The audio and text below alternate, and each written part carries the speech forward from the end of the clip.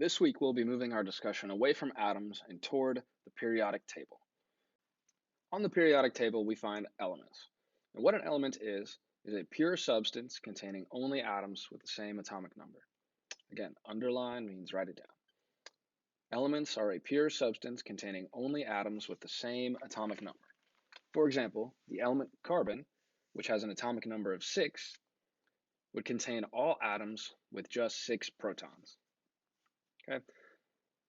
Elements are made up of a collection of atoms, all with the same number of protons.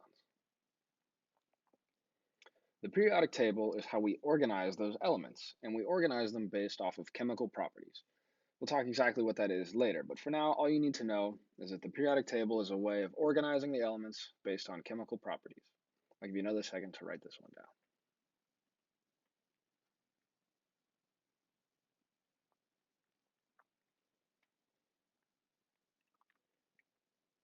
Within the periodic table, you'll find element notation.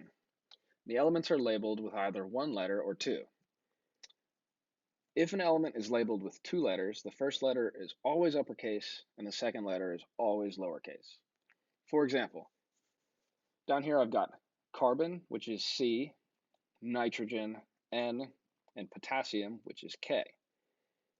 Below this, you'll see calcium, Ca, nickel, Ni, and krypton, Kr.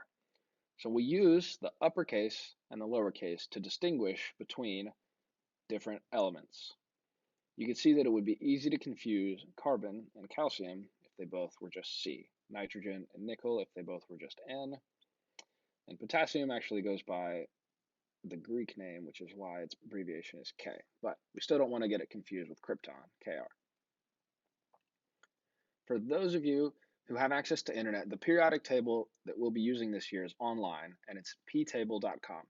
What I want you to do right now is either click away from this and go to another tab and open up ptable.com, or you can stay on the screen and I will show you what it looks like. So this is ptable.com. This is the first thing that'll pop up when you type it into your browser. Here I have an interactive periodic table that allows me to actually click on elements and get some more information about them. So let's say I want to learn more about nitrogen. I'll come over here to the 7 nitrogen right here, and over to the left you'll see nitrogen with its atomic number. You'll see its weight, electronegativity, melting point, boiling point, and a whole bunch of other stuff that you don't need to know about. But it will be useful for us later. So if you left, go ahead and come back and we'll move on. Now we got to learn how to read the periodic table.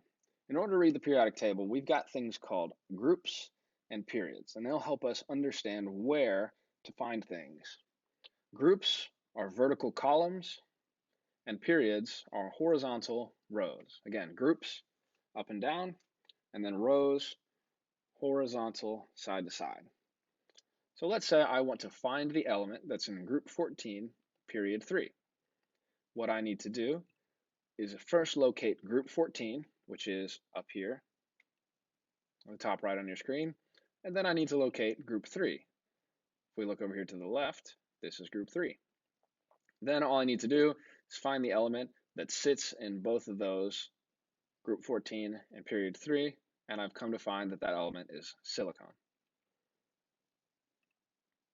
Now try this one on your own. Find the element that's in group 2, period 6. Again, groups, vertical columns shown by these numbers on the top, periods, horizontal rows shown by the number on the side. Congratulations if you found it. That element is Ba, or barium. Again, it's in group 2, vertical column, period 6, horizontal row.